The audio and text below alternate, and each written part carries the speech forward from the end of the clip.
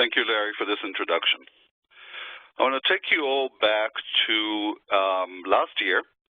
The place is Istanbul, Turkey, and I want to have you imagine that you and your spouse and your 13-year-old daughter are on your way to a safari vacation in Kenya. You stop in Istanbul for a couple of days to break the travel and to take a breather and to see the sights.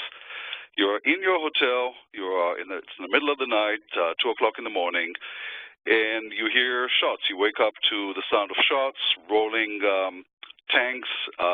You hear tracers. You know that you are in a situation where you did not expect. What do you do? Okay, hold that thought, and we'll get back to this later on in the presentation. Today, we are living in a different world. Globalization sends us to different places. We are going to countries where we haven't been to before, and with that come risks not just to executives, but also to every employee traveling along the places in the world.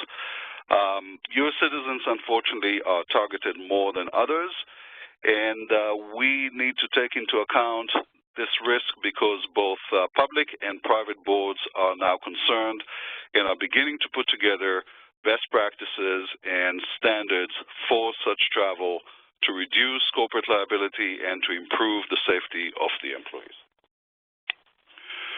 So what are we going to look at today? We're going to talk about those standard practices and best practices for international travel and for managing risks during travel. We're going to start with the preparation that you need to do before you go on a trip. We're going to cover the most vulnerable time, which is en route, when you are in transit. We're going to talk about what do you do when you are at your destination, be it Yerevan, Armenia, or Sao Paulo, Brazil. We are going to touch on what to do if things are not going according to plan, and again, touching and concentrating on the local transportation issue, which is your most vulnerable point of your trip. A little bit about digital security, and then we'll cover a couple of real-time case studies, including the one I started with in Istanbul, Turkey. Okay, so before you go, it would be really helpful to know something about your destination. Take some time to learn about the place, the culture, what are the social aspects, what are the norms, maybe a few phrases. How do you say, I need help? How do you say, I need police? How do you say, could you help me? And the next thing is that you need to review and make sure your travel document and requirements are in line. You need to know that you have your visa, vaccinations if needed, your passport is valid, and make sure that you are in compliance. Next, you should make some copies. You should make copies of your passports and other essential documents and cards and keep them secure. And you should give a copy of all your documents to your emergency contact. You need to review alerts and warnings. The State Department, U.S. State Department, and the UK Foreign Office provide a free online information. There are also services that provide this information. And you should try and get as much. Current Security Department provides that information. You should definitely be on top of that. And also some of the travel agencies provide some update information. If your company is sophisticated enough to have a tracking app that you can install onto your smartphone or smart device, you should install it, and you should know how to use that. That's quite important. And you need to think about how do you blend and how do you make yourself adjust to that environment in which you're going. So you are on your way. What you should do is to try and bring just the things that you need. Go travel as light as you can. Obviously, you need to take what you need, but don't carry too much stuff. Try and minimize your luggage. It's always good not to check luggage in if you can, but sometimes that's not possible. Bring little cash and valuables as possible. Avoid going through your wallet or counting currency or exposing credit cards in public. Keep in touch with your possessions. Airports, even the business lounges, are not necessarily safe places. Don't abandon your possessions. In some places, they will have the bomb squad on them pretty quickly. So when you go to get some food or to the bathroom, make sure that you have your possessions with you within your eyesight, within close proximities.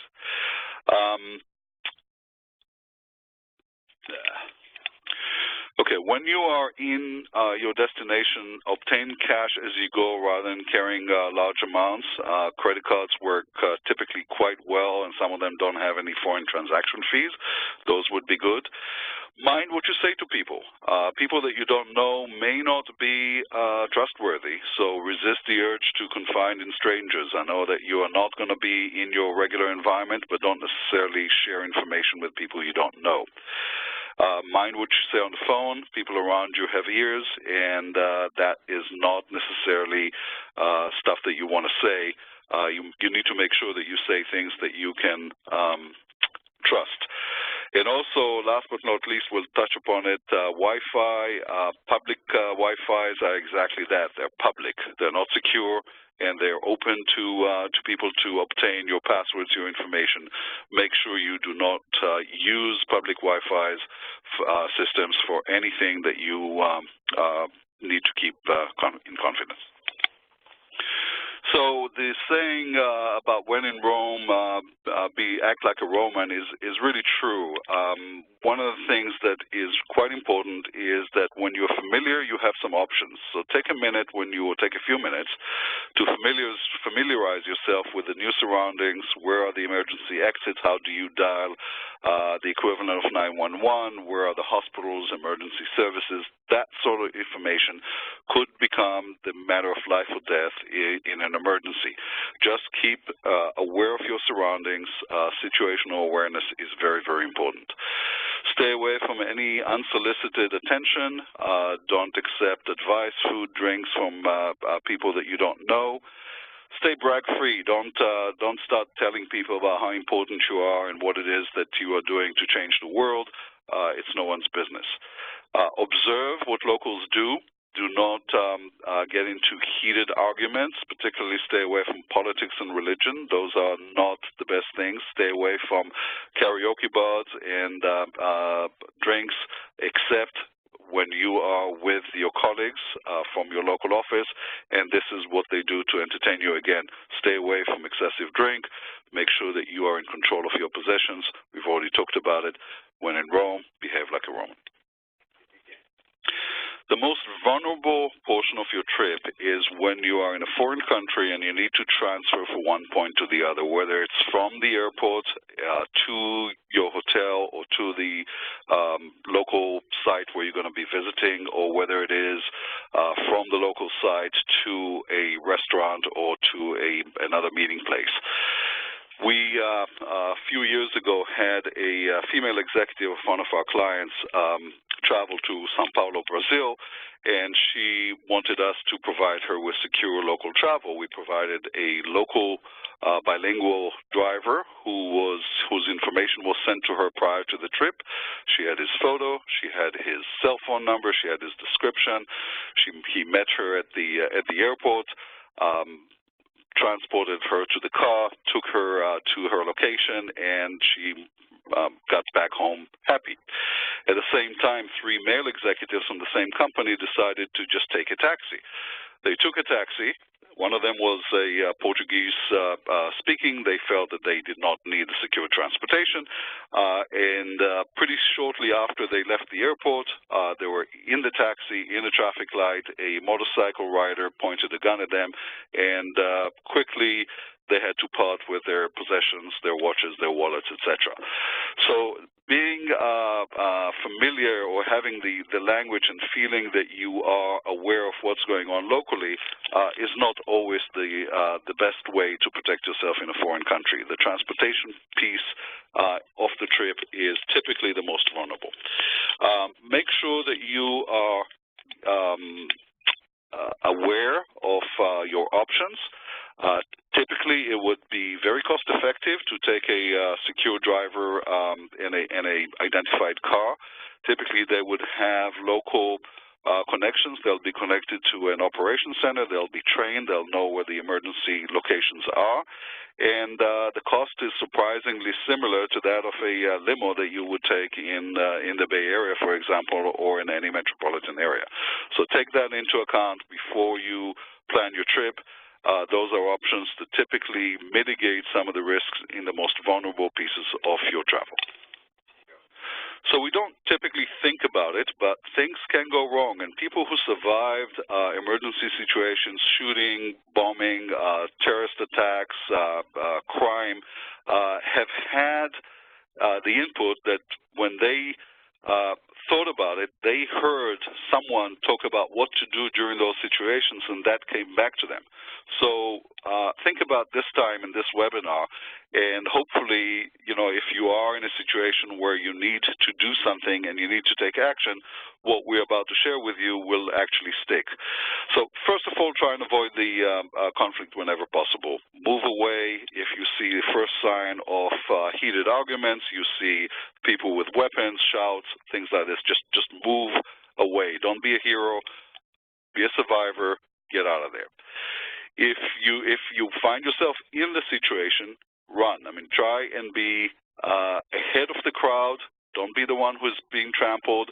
If you are, for example, in the underground in London, find a nook, find a place where you can hide or be sheltered from crowds. Crowds can be just as dangerous as the actual shooter or the situation itself. If you can hide, that would be great, but even better is to find not just concealment, but shelter. A bush provides concealment, a wall provides both concealment and shelter, because you may be sheltered from a car or from bullets or from an explosion. So try and find yourself shelter. If worse comes to worse and you have to fight, grab whatever you can find, a golf club, a chair, and fight as if, because it may be your life that depend on it. Take decisive action, and if you can, again, try and get away, and get away quickly. Don't become a spectator. Don't watch what's going on. Find your way out of there and just go. So nowadays, we are carrying tremendous amount of data with us, terabytes and terabytes, and we have it at least 3 locations. We have those on our laptops, we have them on tablets, we have them on our phones.